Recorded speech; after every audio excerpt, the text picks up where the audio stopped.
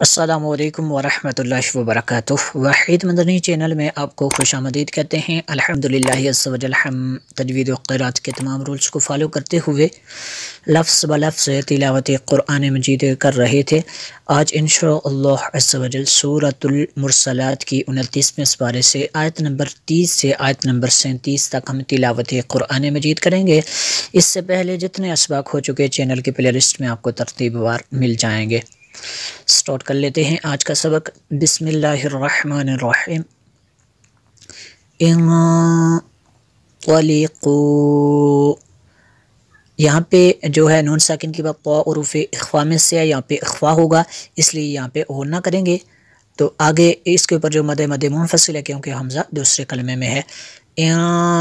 ایک اور بات یاد رکھنا، جو اخفا کا غنہ ہوگا اس میں زبان منہ میں اپنی جگہ پہ رہتی ہے، اوپر تالو کے ساتھ نہیں چمٹتی ایسے۔ اور جو دوسرا نون میں شدت کا غنہ ہوگا اس میں ان ایسے تالو کے ساتھ چمٹے گی زبان ہماری۔ تو جو بھی اخفا کا غنہ ہوگا اس کو ایسے پڑھیں گے، انطلقوا الی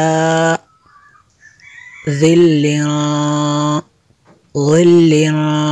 یہاں پہ بھی اخفا ہوگا، تنوین کے بعد ذال حروف اخفا میں ہے۔ ظل ذی ثلاث شعب، انطلقوا الی ظل ذی ثلاث شعب لا ظلیل،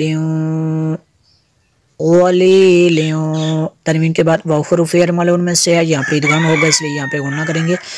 لا ظلیل ولا یغنی من اللہب، یہاں پہ با کے نیچے زیر ہے تو یہاں پہ اس کو ساکن کریں گے تو اس پہ قلقلہ ہوگا۔ من اللہب لا ظلیل ولا یغنی من اللہب انہا، نون مشدد ہے یہاں پہ غنہ کریں گے۔ ترمی بشرر، تنوین کے بعد کاف حروف اخفا میں سے یہاں پہ بھی اخفا ہوگا۔ بشرر کل قصر، انہا ترمی بشرر کالقصر، قاف کو بھی پر کرنا ہے، صاد کو بھی پر کرنا ہے، رو کو بھی پر کرنا ہے۔ قصر کأنہو، نون مشدد یہاں پہ بھی غنہ کریں گے۔ کأنہو جمالتن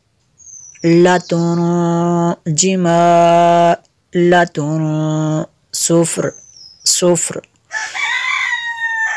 کأنہو جمالتن صفر، یہاں پہ بھی اخفا ہوگا کیونکہ تنوین کے بعد صاد حروف اخفا میں ہے۔ جمالتن صفر، ویل، تنوین کے بعد یا حروف ارملون میں سے یہاں پہ ادغام ہوگا اس لیے یہاں پہ غنہ کریں گے۔ ویل یومئذ للمکذبین،